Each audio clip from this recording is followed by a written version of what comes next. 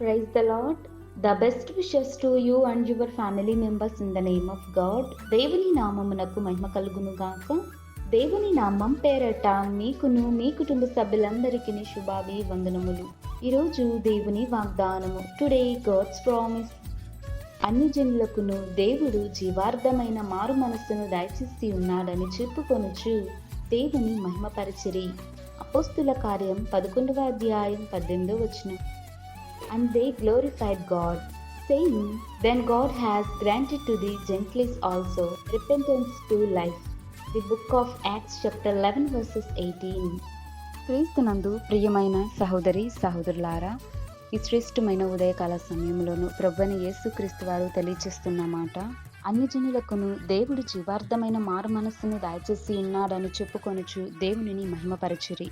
అపోస్తుడైన పౌలు ఆ యొక్క ప్రజలందరికీ దేవుని యొక్క సువార్తను గురించి తెలియచేస్తున్న సమయంలో అక్కడ ఉన్నటువంటి అన్యజనులైనటువంటి వారు దేవుని యొక్క కార్యములను చూసి ఆయన చేసిన రక్షణ సువార్త నిమిత్తం ఈయన నిజమైన ప్రభువైన యేసుక్రీస్తు అని వారు నమ్మి ఉన్నారు. మరి అన్యజనులే దేవుని గురించి యొక్క మాటలను తెలియజేస్తున్నారు. దేవుడే జీవార్థమైనటువంటి ఆ యొక్క శ్రేష్టమైన మారు మనసును ప్రతి ఒక్కరికి కూడా దయచేయగలడు. ఈయన నిజమైన రక్షణ.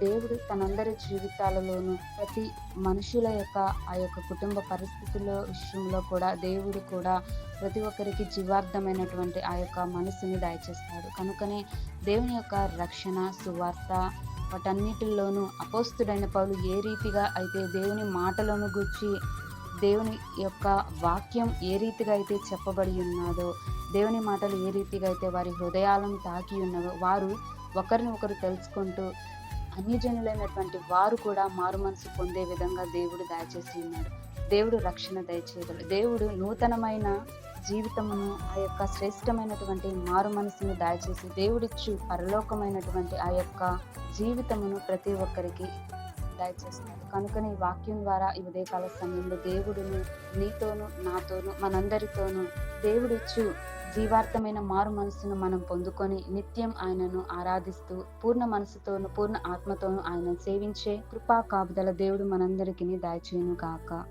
ప్రార్థన. పరిశుద్ధుడా ప్రేమ కలుగు తండ్రి, దయగల దేవ, ఈ యొక్క శ్రేష్టమైన ఉదయకాల సమయంలో నా తండ్రి ప్రభా, ఈ యొక్క జీవార్థమైనటువంటి ఆ యొక్క మారు మనసును ఏ రీతిగా తన్నీళ్లకు మీరు దాచేసి ఉన్నారో, ఇంకా ఎందరైతే ఈ లోకంలో మారు మనసు పొందలేక ఆ అన్యుల వలె విగ్రహారాధన ఎవరైతే చేస్తున్న వారందరికీ మారు మనసును దయచేయండి ప్రభా. నీవిచ్చే రక్షణ ప్రతి ఒక్కరి జీవితంలోనూ జీవింపజేసే ఆ యొక్క పరలోకానికి చేర్చే అట్టి కృప దయచేయమని కోరుతూ మాకునే వాక్యం ఉంటున్న వారందరికీ దయచేసి నిన్ను ఆరాధించి గణపరిచే కృపా కాపుదల ప్రతి ఒక్కరికి దయచేయమని యేసయ్య నామమున అడిగి వేడుకొంచున్నాను తండ్రి. ఆమేన్.